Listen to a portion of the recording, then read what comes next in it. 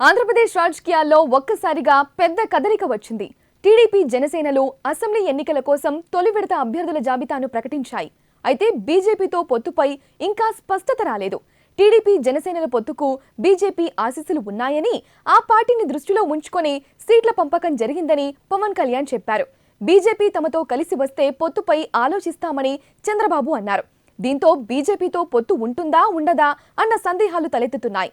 TDP జనసేనలు కలిసి 118 assembly సీట్లకు అభ్యర్థులను ప్రకటించాయి.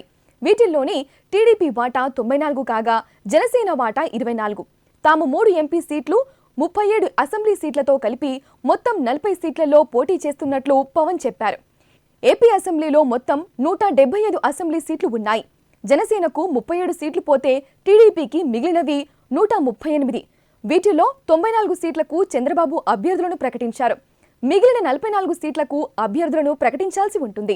బీజేపీతో పొత్తు పెట్టుకుంటే ఆ పార్టీకి 10 నుంచి 20 సీట్లు ఇవ్వాల్సి వస్తుంది.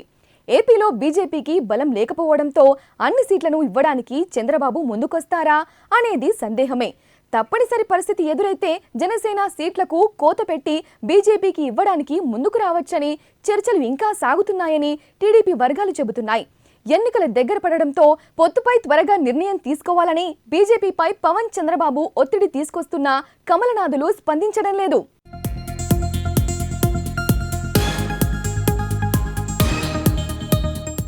ఏపీలో సొంత బలంతోనే కొన్ని సీట్లు సాధించాలని బీజేపీ పట్టుదలగా ఉన్నట్టు కనిపిస్తోంది.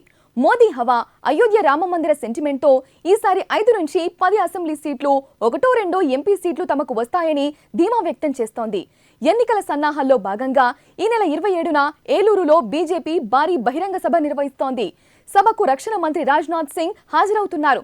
ప్రధాని నరేంద్ర మోదీ, హోంమంత్రి అమిత్ షాలతో భారీ బహిరంగ సభలు నిర్వహించడానికి రాష్ట్ర బీజేపీ అధ్యక్షురాలు పురంధేశ్వరి ప్రయత్నిస్తున్నారు. టీడీపీ జనసేనలతో పొత్తుకు తమ నేతలు వెనకాడుతున్నారని బీజేపీ రాష్ట్ర వర్గాలు చెబుతున్నాయి. సీఎం జగన్మోహన్ రెడ్డితో బీజేపీ స్నేహబంధాలు జగమెరిగిన సత్యమే. మోదీ ప్రభుత్వానికి జగన్ సహకరిస్తూ అవినీతి కేసుల నుంచి తప్పించుకుంటున్నారనే అభిప్రాయం ఉంది. టీడీపీ జనసేనలతో బీజేపీ పొత్తు పెట్టుకుంటే జగన్ కు ఇబ్బందే. అందుకే కాషాయ పార్టీ ప్రస్తుతానికి వేచి చూసే ధోరణి అవలంబిస్తోంది. జగన్ తో మంతనాల తర్వాతే తుది నిర్ణయం తీసుకునే అవకాశం కనిపిస్తోంది. జగన్ సహకారంతో ఒంటరిగా పోటీ చేస్తే కొన్ని సీట్లు సాధించుకోవచ్చని కమలనాథుల మరో ప్లాన్.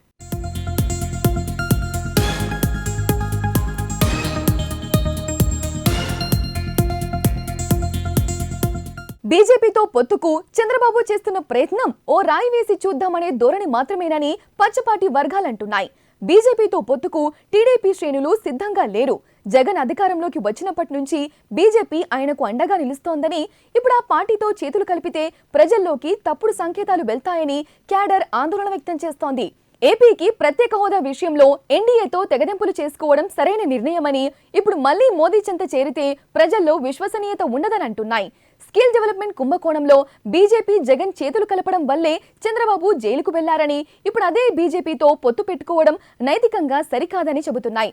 ఏపీకి ప్రత్యేక హోదా ఇవ్వకుండా విశాఖ స్టీల్ ప్లాంట్ ను అమ్మేస్తున్న బీజేపీతో పొత్తు పెట్టుకుంటే పొలిటికల్ సూసైడేనని ఆందోళన వ్యక్తం చేస్తున్నాయి.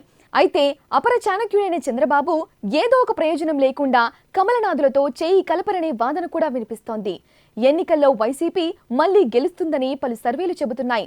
టీడీపీని చంద్రబాబు జాకీలు పెట్టి పైకెత్తుతున్నా ఫలితం లేకపోతోంది.